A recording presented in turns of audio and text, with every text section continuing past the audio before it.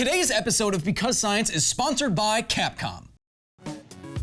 Super strength is not always obvious. Sure, a hero bending something like a steel beam or punching through a brick wall is a dead giveaway, but what about immense strength hiding in plain sight? Say that you were a hunter tasked with slaying giant monsters with similarly giant weaponry. How strong would you have to be to wield one of these things and be a monster hunter?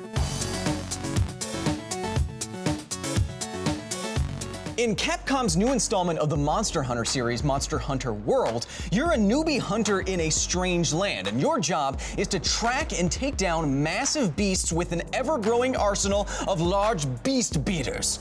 Like many popular action RPGs, Monster Hunter swords can be bigger even than the hunters themselves. And this got me thinking, wouldn't bigger swords mean strength bigger than anything a typical swordsman or swordswoman would have? And what would that value be? Now, I could do what we usually do on this show. Pick an example sword, then use some scientific principles and some theorizing to calculate something and come to a decent conclusion about said swords. But because this is a special episode that I have partnered with Capcom on, I wanted to do something special for you. This episode is going to be a hands-on investigation. So let's go. Our investigation is going to begin with Our investigation today is going to begin with fan-favorite monster returning to Monster Hunter World, Devil Joe.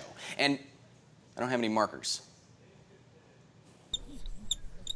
Hey, and this monster is a gargantuan tyrannosauroid that is big enough that it can have even other monsters crushed inside its massive jaws. From the remains of this monster, you can craft the weapon known as the Berserker Sword. And look at how impressive this thing is. This fits the bill perfectly, so that's what we're looking at today.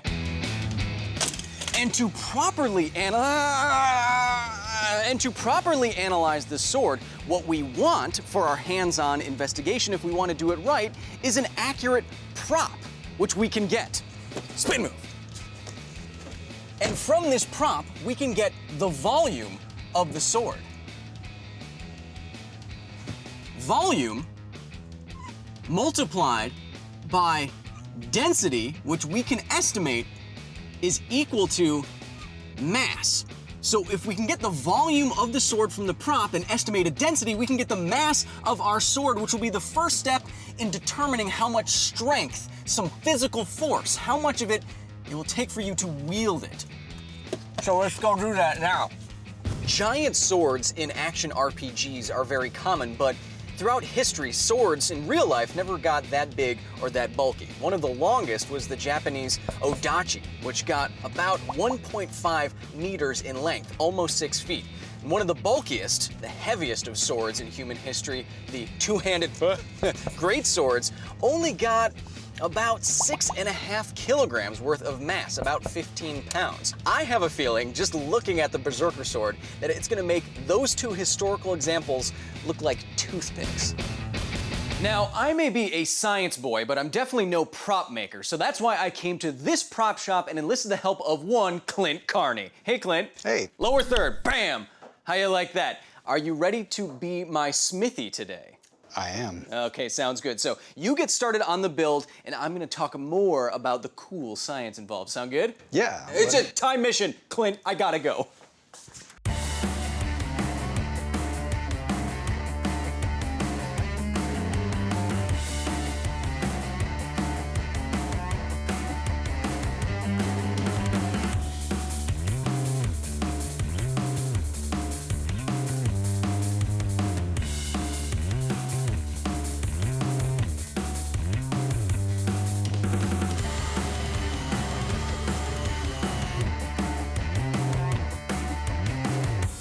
Okay, now while Clint is busy with the build, we still have to estimate the density of our Berserker Sword material.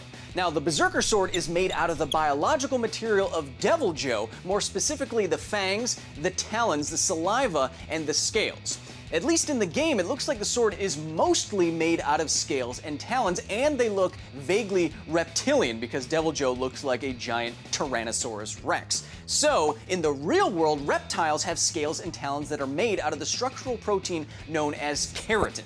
And keratin, for example, is what makes your hair, like hair. And it is slightly more dense than water. It has a density of 1.3 grams per cubic centimeter. Now, this is much less dense than other common sword materials like iron or steel, but it's still gonna make our sword very, very heavy and hard to wield because of the sword's potential volume, which we still have to figure out. So let's go check on Clint. Whoa! This looks fantastic! Great work, Clint. This is perfect. It definitely looks just as formidable as it does in the game. We could easily get all of the measurements that we need from this. What? You're still gonna pay me, right? Clint, it's a timed mission. Leave me, go. Leave me to my measurements. Also, thank you. Measuring time.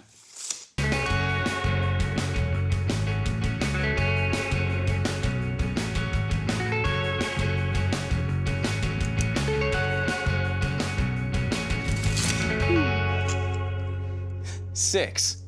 Nice. Okay, so I've done all of my measuring, and what I did is break down this very complicated shape into more simplistic shapes, like three-dimensional rectangles and cubes. You do that, and you add up all of their volumes, and you get a total volume. I got 0.13 cubic meters, which doesn't sound like much until you realize that's 34 gallons of sword. Now, if you multiply that volume by the density that we assumed for the Berserker Sword, that of keratin, you get a total mass for this beast of 170 kilograms. 370 pounds of sword. That is like having 2 or 3 or 4 adults sitting on the end of your blade. Now, just from that, I think you can tell that you would need a lot of strength just to handle this thing. But you'd need even more to wield it. Swinging swords around is hard, not just because swords are heavy, but also because how that heavy is distributed. This is the science of moments, or rotational forces. And moments get bigger or smaller depending on how far that force is away from a rotational point. So for example, if I have my arm here and I pull down on my forearm, the force away from my elbow is gonna create a rotational force at my elbow. But if I then pull down on my wrist twice as far away, that rotational force, or torque, doubles. We can use the science of moments to determine the real strength that we would need to wield a Berserker Sword by calculating the torque that we would need to generate at our wrists in order to move it around, or at least just hold it up off of the ground. That means determining where the weight of this sword acts relative to where we're holding the sword down at the hilt. That all means we have to determine the center of mass for this sword. That's hard to do for irregular objects like this, but you can do it. And you can try it at home. All you need is a piece of paper, some paper clips, and a piece of string. Now what you want to do is poke holes at the very edge of this piece of paper. Then you are going to systematically take the paper clip, insert it into one of those holes, get everything stabilized and free to swing, and see where the line of action is, where gravity is pulling the paper clips. This is going to give you an indication of where the center of mass is, but you have to do it all the way around an object. So I'm going to go through that process right now. Doing all that, I determined that the center of mass for this irregularly shaped piece of paper is right here. Now, all I have to do is replicate this somewhat cumbersome process with something slightly more complicated. Just give me one sec. Oh, it's actually heavy. Okay, here we go. Okay. So with a little bit of math and some science, I determined that the center of mass for this sword is about 1 meter away from where I am applying the rotational force at my wrists, about 3 feet. So if you take the real Berserker Sword's weight, about 1,650 newtons, and multiply that by that distance from the center of mass to my hands, you get around 1,500 Newton meters of torque. This is more than one of the fastest and most powerful supercars ever produces at its wheels, the Bugatti Veyron. And you'd have to produce even more torque than this if you wanted to swing the sword around with any kind of intention. Okay, I gotta put it down just a second. Oh, we'll get to the science. We'll get more science in a second. Just a second. Oh, man. So, how strong would you really have to be a monster hunter? Well, not only would you have to reliably be able to pick up sometimes hundreds of kilograms, you'd have to generate supercar levels of torque at your flimsy human shoulders and elbows and wrists. This is possible to do in our favorite video games, but in reality, the devil Joe's in the details. Because science.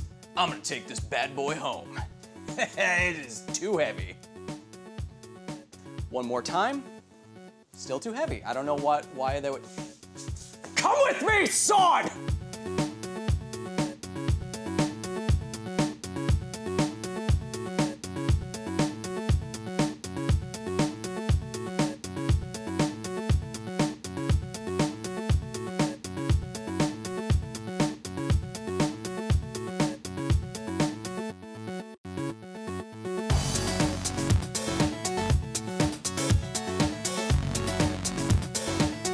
Thanks again to Capcom for sponsoring today's episode of Because Science. You can get Monster Hunter World right now on PlayStation 4 and Xbox One. And it's a lot of fun. If you want more of me, head back to Nerdist.com or follow me and all the nerdy stuff that we do here over on these platform places. Thanks.